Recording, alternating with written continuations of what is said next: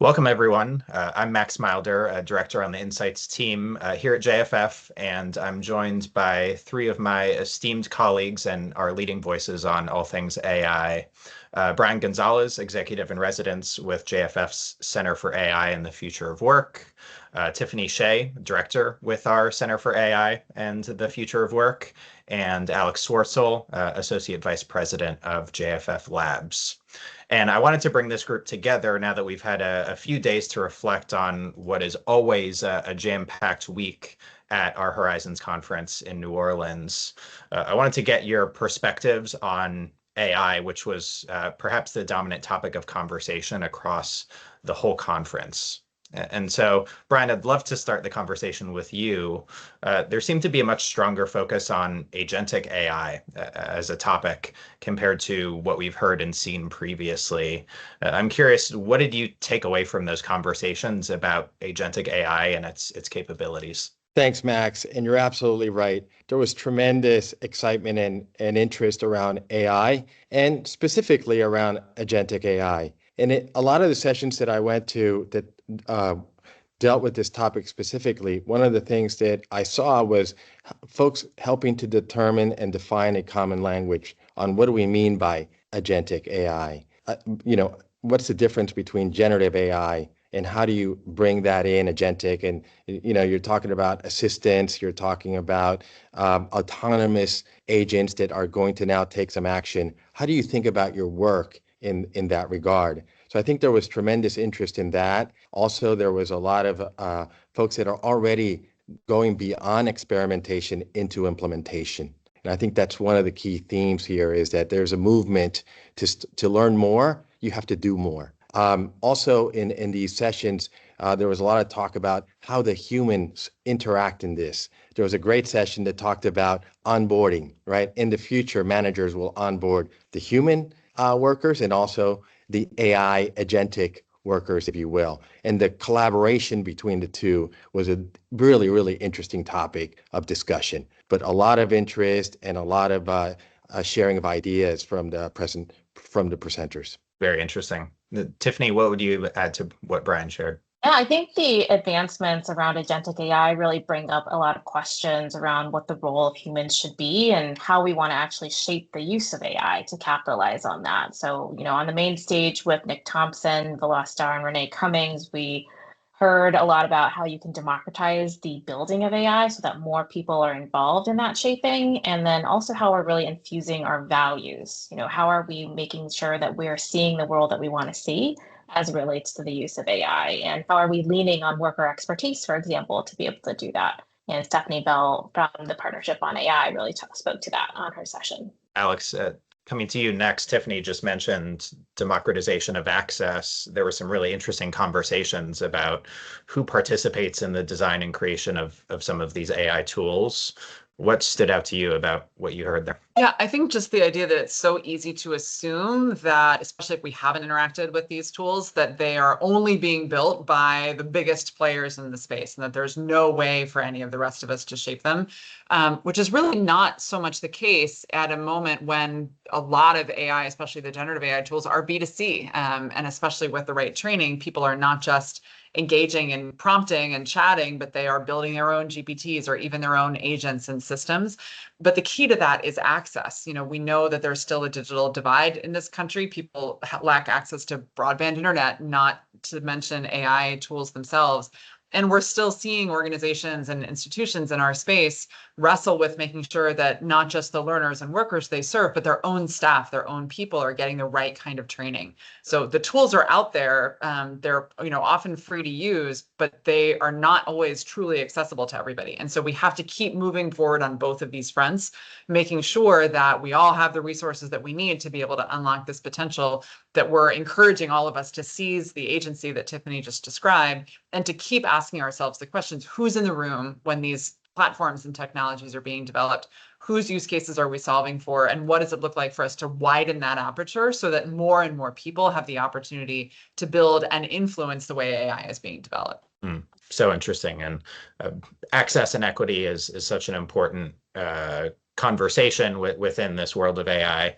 Tiffany, I know in the lead up to Horizons, we released some new survey data on how Black learners and workers in particular were using AI, thinking about its potential for, their own careers and futures. I'm curious from your perspective, what pieces from that data or research really resonated with the audience at Horizons? What stood out to them about it? Yeah, I think the big one was that in our data, we found that Black workers and learners are using AI at much higher rates than the rest of the sample population. And I think there are a couple of implications for me that I'm sitting with. One is that that statistic might challenge the overarching narrative that we currently hear, which is that these populations may be being left behind. And Michael Collins really pushed the room to help us think about how we can take a more of an asset-based frame and really look at the data and then use that as the springboard to support Black workers and learners around AI and its impacts. And that leads me to the second piece, which is that how do we then make sure that use actually ladders up to economic mobility? We know, for example, if workers and learners are using AI to build businesses and becoming entrepreneurs, the investment ecosystem is not actually set up currently to invest in folks who are not necessarily white or male. So how are we making sure that as an ecosystem, we're making sure that we are continuing to push for economic opportunity and mobility and making sure that use actually benefits those who need it most? Yeah, that data is truly fascinating and worth a follow-up for folks. And that leads us to our next topic, Alex, which is about labor market data and how we, make sense of what is going on around jobs and, displacement and transformation of roles using AI. What did you take away from the conversations about labor market data, its limitations, how we can navigate some of those to make better decisions and, allocate resources effectively as employers and other types of stakeholders in this ecosystem? Yeah, I mean, this was such a lively conversation at Horizons, and I think was a real theme throughout. The number of times people were saying, we just don't know. Things are moving so fast. Jobs are changing within the job, even before some new job is created or someone new steps into a role, which is very difficult for our current systems to track. So, regardless of the system that we're using, whether it's public or private, they all have a lot of strengths. They all have a lot of, weaknesses and potential blind spots. And so our whole ecosystem is trying to triangulate in this space where we want to be able to make data-driven decisions. And the data is both either not present, not fully able to be trusted, or is things are just moving so fast that it's really, really difficult to make a final call. And so I think that leads us to a couple things that we discussed at Horizons. One is, how do we actually take advantage of all of these data sources to triangulate, understanding what each one of them is telling us, and to be able to come towards something closer to a stronger set of signals, when we're seeing things show up in multiple places or as a pattern over time, for instance, and also to be able to understand the context in which data is showing up, knowing too that, employers themselves, the job creators, are still figuring this out in real time along with everybody else, and they're, what their needs are going to look like, how jobs are changing. And so both, what does it look like to continue the conversations that our space has already started with employers to better understand their needs in real time, much more frequently, as well as to get a sense of their context. Is this a company or a job within a company where that job is serving a growth function or is sitting in a cost function? The same job could be playing very different roles in different companies. And so it might be growing in one company and not in another. That kind of context and intel is really going to be important for our whole space now as the picture gets a lot fuzzier. But we're probably better positioned than we've ever been in terms of just the inherent quality of our data sources, and we still have a long way to go. Yeah, still so much to explore and learn on that front. Brian, I'll start with you and would love to go around the horn to all three of you. What was the most surprising thing you learned about AI at Horizons this year? I think one of the things that surprised me was the fact that there's no body of knowledge on how to implement agentic AI or AI even at any level, that we're still at that stage where we're moving from experimentation to implementation. And I think that's absolutely critical.